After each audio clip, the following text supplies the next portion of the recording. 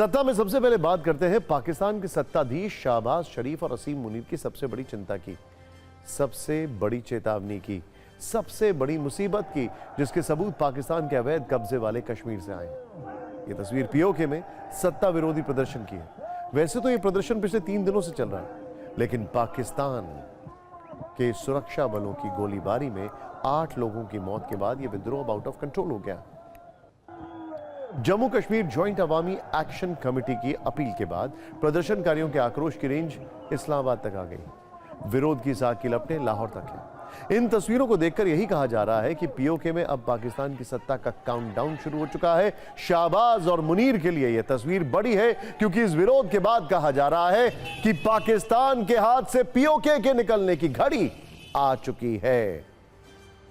आज की तारीख में पाकिस्तान पर अगर कोई फिल्म बनेगी तो उसका नाम होगा बगावत 2025। इस फिल्म की स्क्रिप्ट तैयार है, इसका डायरेक्टर है अवामी एक्शन कमेटी, जिसने इस विरोध प्रदर्शन को बुलाया। इस फिल्म के विलन है पाकिस्तान के प्रधानमंत्री शहबाज शरीफ और पाकिस्तान की सेना प्रमुख असीम मुनीर। ऐसा इसलिए कहा जा रहा है क्योंकि पीओके की जनता पाकिस्तान की सेना और अत्याचार से त्रस्त हो चुकी है।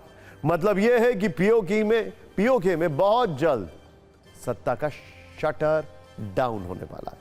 तीव्र गति से लोगों का आक्रोश सत्ता विरोधी आंदोलन का रूप ले रहा है। शहबाज के सैनिकों के सारे हथियार इन प्रदर्शनकारियों के सामने फेल हो चुके हैं। इसे हम आपको 3 तस्वीरों में बताते हैं। पहली तस्वीर कोटली की, जहां जम्मू कश्मीर अवामी एक्शन कमेटी ने पुलिस को सीधी चुनौती दी। प्रदर्शन करते हुए कुछ लोग रावलकोट और मीरपुर से डडियाल पहुंचे। ये लोग मुजफ्फराबाद की तरफ मार्च कर रहे थे। इनको रोकने के लिए पुल पर कंटेनर लगा दिए गए थे। इस तस्वीर में लोगों के आक्रोश को देखिए। प्रदर्शनकारियों ने कंटेनर को पुल से नीचे फेंक दिया। ये देखिए जरा। बताया जा रहा है कि इसके बाद गुस्साई भीड़ ने पुलिस वालों पर पत्थरबाजी भी की। प्रदर्शनकारियों के इस तेवर के बाद पुलिस और सेना को पीछे हटना पड़ा। शहबाज की सत्ता के सबसे परेशान करने वाली है। इस प्रदर्शन को रोकने के लिए पंजाब और इस्लामाबाद से अतिरिक्त पुलिस वालों को बुलाया गया। सेना के जवान भी एक्स्ट्रा अलर्ट थे, लेकिन प्रदर्शनकारियों ने पुलिस को भी खदेड़ दिया। आप देखिए कैसे भीड़ के सामने पुलिस लाचार दिख रही है।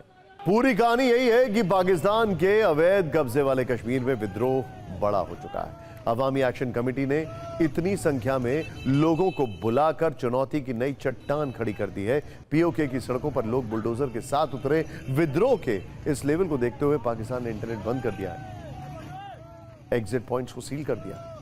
आपको पिछले कुछ दिनों से पीओके में बगावत और प्रदर्शन के कीवर्ड्स बता देते हैं। शटर डाउन, चक्का जाम, बुलडोजर, आजादी, अधिकार, अत्याचार का अंत, मुनीर से मुक्ति, मूल अधिकारों का उल्लंघन, भ्रष्टाचार जैसे कई शब्द हैं जो ट्रेंड कर रहे हैं, जिसकी चर्चा इस्लामाबाद से लाहौर तक हो रही है। आप सिर्फ 120 सेकंड की न्यूज रील में समझिए कैसे पीओके के इस आक्रोश से पाकिस्तान में बगावत के शोले। आपको बता दें आखिर पाकिस्तान के अवैध कब्जे वाले लोगों की परेशानी और मांगे क्या हैं। अवामी एक्शन कमेटी जिसके नेतृत्व में यह प्रदर्शन हो रहा है, यह पीओके में एक नागरिक समाज का गठबंधन है। पिछले कुछ महीनों में इसने अच्छी खासी लोकप्रियता हासिल की है। इसका प्रमाण इन तस्वीरों में भी दिख रहा है। बड़ी संख्या में लोग सड़क पर उतरे हैं। इस संगठन ने दशकों के राजनीतिक और आर्थिक उपेक्षा का हवाला देते हुए अपने बैनर तले हजारों लोगों को एकजुट किया है। 38 सूत्रीय संरचनात्मक सुधारों की मांग की है।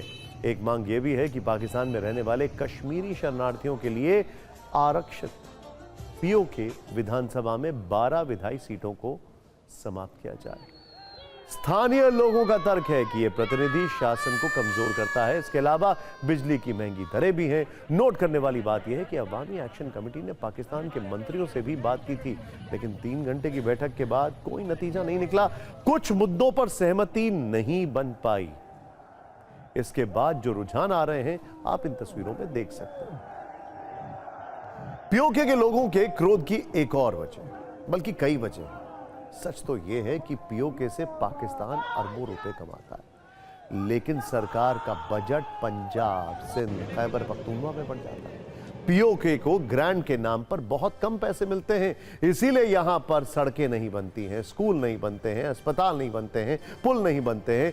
लोगों के पास रोजगार नहीं है, यहां तक कि सत्ता में अधिकार भी बहुत कम है। इसी वजह से लोगों की नाराजगी ज्यादा है और वो एक आवाज पर सरकार के खिलाफ सड़कों पर उतर जाते हैं, कुछ भी करने को तैयार हो जाते हैं।